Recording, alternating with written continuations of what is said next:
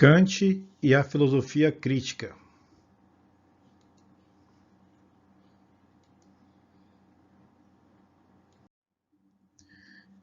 Então, o contexto filosófico da filosofia kantiana, né? Em qual contexto Kant filosofou? No tempo de Kant, a filosofia era dominada por duas correntes. Os racionalistas, não é? Para quem a única fonte de conhecimento verdadeiro é a razão, e dentre eles aí nós podemos citar Platão, Santo Agostinho de Hipona, Descartes, Leibniz, Spinoza e os empiristas, não é? Uma corrente filosófica desenvolvida na Grã-Bretanha, para quem a única fonte de conhecimento verdadeiro é a experiência. E aí nós temos aí como proponentes dessa corrente o Locke, né, o pai do liberalismo, David Hume e George Berkeley. E também assim, os empiristas também chamavam os racionalistas, né, de filosofia continental, devido ao fato do ponto de vista filosófico, haver um certo isolamento dos britânicos em relação ao que se desenvolvia no continente em termos de filosofia. Então, em Kant, vai ser importante entendermos o enfoque kantiano sobre os tipos de juízos, não é? Vai ser importante nós compreendermos a explanação kantiana sobre os tipos de juízos. Então, para os racionalistas, os juízos são sintéticos, ou seja, eles são puramente explicativos, sendo que o objeto não acrescenta nada ao conteúdo já conhecido. Para os empiristas, os juízos são analíticos, ou seja, o predicado acrescenta alguma coisa não expressa pelo sujeito. Então nós temos esses dois tipos de juízos que eram entendidos tanto pelos racionalistas quanto pelos empiristas. Então, os racionalistas tinham como exemplos de juízos sintéticos: a água sufoca, a pedra é pesada e por aí vai. Como exemplo de juízos analíticos, nós temos aí os empiristas: o corpo é extenso, o animal é vivente, e assim sucessivamente.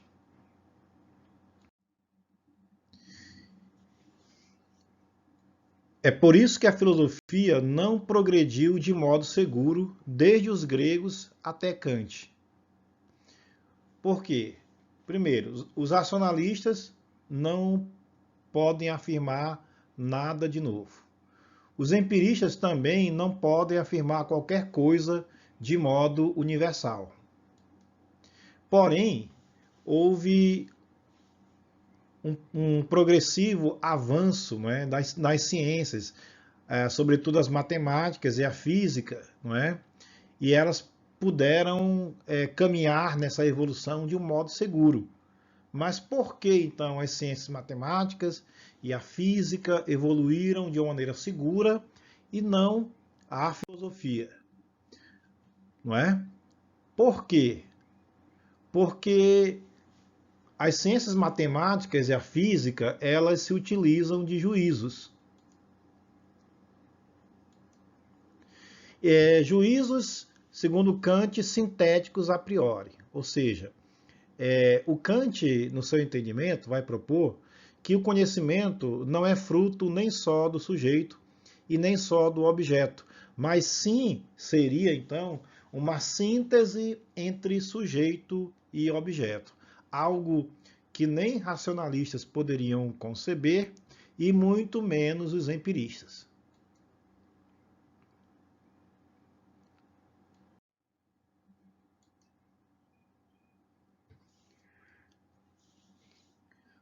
Juízos sintéticos do objeto. O predicado desses juízos acrescenta um conhecimento novo ao sujeito, a priori, do sujeito. Existem estruturas ou condições de possibilidades no sujeito que conhece que o condicionam a este dado tipo de conhecimento, mas garantem a sua universalidade. O conhecimento humano, então, não é uma reprodução passiva de um objeto por parte do sujeito, como queriam os cartesianos, mas construção ativa do objeto por parte do sujeito. Mas a metafísica pode fazer uso de juízos sintéticos a priori, ou seja, juízos sintéticos que não dependem da experiência? Primeiro, é necessário analisar a legitimidade da pretensão metafísica, ou seja, filosófica. Kant faz esta afirmação no seu livro A Crítica da Razão Pura, nas páginas 11 e 12. Ele diz assim: é necessário chamar a razão ao mais grave dos seus deveres, que é o conhecimento de si mesma. É necessário formar um tribunal que sustente as suas pretensões legítimas e condene as que não têm fundamento. Este tribunal não pode ser outro senão a crítica da razão pura. Como? Analisando criticamente a atividade da mente humana com o objetivo de descobrir o seu funcionamento e estabelecer o valor de suas pretensões.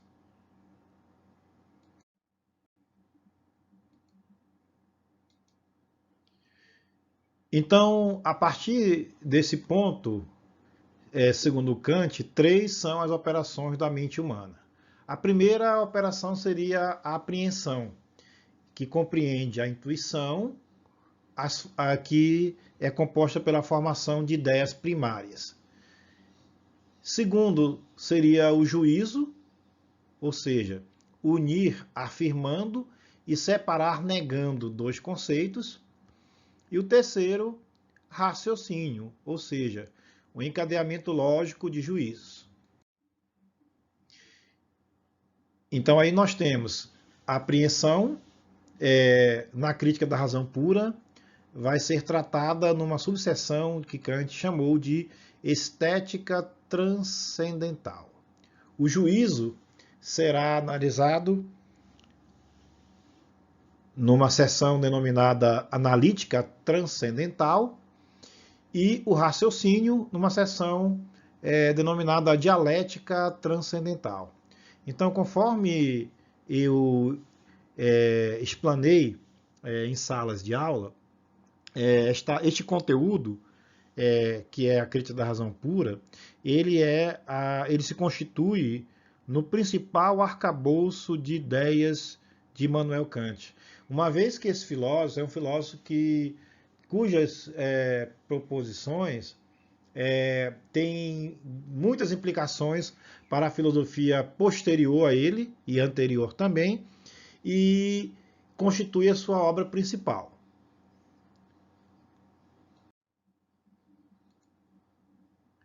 Então, o que é transcendental em Kant?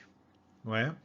Transcendental são as condições de possibilidade do conhecimento humano, ou seja, as formas do sujeito que modelam a matéria proveniente do objeto.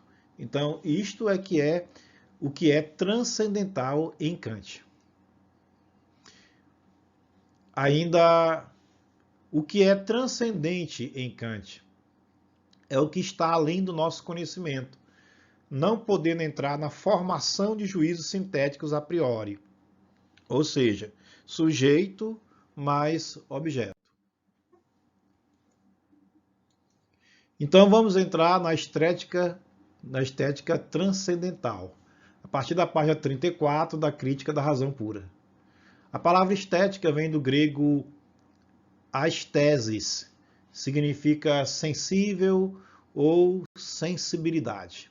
A apreensão humana será construída como conhecimento sensível a partir da intuição. Então, a única intuição possível é a sensível, nós não podemos conhecer diretamente as coisas, mas só através dos sentidos. Objetivo, então, estudar como são possíveis a matemática e a geometria baseadas na intuição. A matemática e a geometria, segundo Kant, são constituídas por conhecimentos de caráter intuitivo e universal. E aí nós temos, então, os juízos sintéticos a priori. Forma, condições de possibilidade do conhecimento sensível. Então, nós temos aí o espaço, que é a forma externa, e o tempo, que é a forma interna. Matéria é o que do objeto interage conosco. E o resultado da interação entre objeto e sujeito são, então, os fenômenos. Ou seja, os fenômenos em Kant são a síntese dos dados sensoriais sob a forma de espaço e tempo. Lembremos que em Kant o espaço e o tempo são intuições a priori do entendimento, certo? Sem eles, não seria possível a síntese entre os dados sensoriais para se formular o conhecimento, para se chegar à construção do conhecimento. Então, o espaço transcendental da sensibilidade externa é toda a sensação externa nos atinge sob a forma extensa. O tempo transcendental da sensibilidade interna. As intuições externas se transformam em ideias internas sob a forma de sucessão. Uma observação aqui. Espaço e tempo não existem senão no interior do sujeito. São condições de possibilidade do conhecimento sensível e não realidades ou substâncias.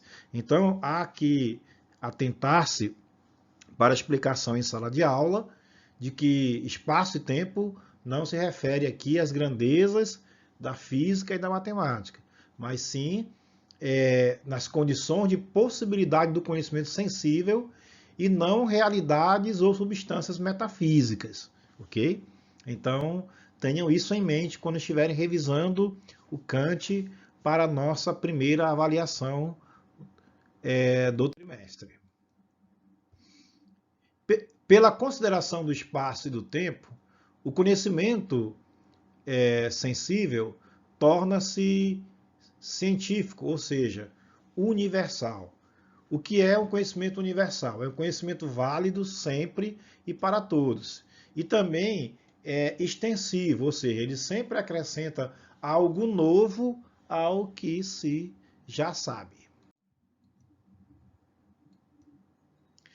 Então, universalidade do conhecimento sensível.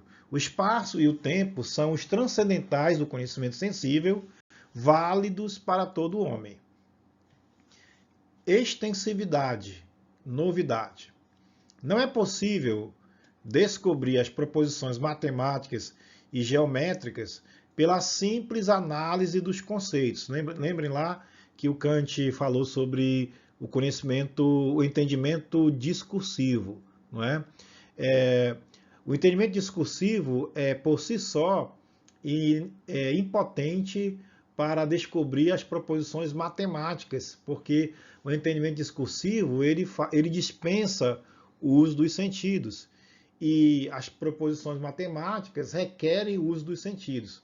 Por exemplo, sem o uso dos dedos ou de um outro artifício qualquer, não há como apreender a proposição segundo a qual 7 mais 5 são 12. Então, por exemplo, sem os dedos ou sem, digamos assim, os palitos de fósforos, né, que o professor de aritmética faz lá nas séries iniciais do ensino fundamental.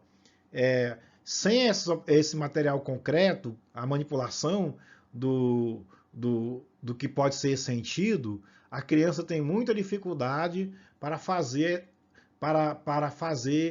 essa operação somente a partir da abstração. Primeiro é necessário que o professor introduza um exemplo com material concreto para só depois ir para a abstração lá do arme e efetue, certo? Então, coisa que o entendimento discursivo por si só é impotente para fornecer uma descoberta de proposições de natureza matemática.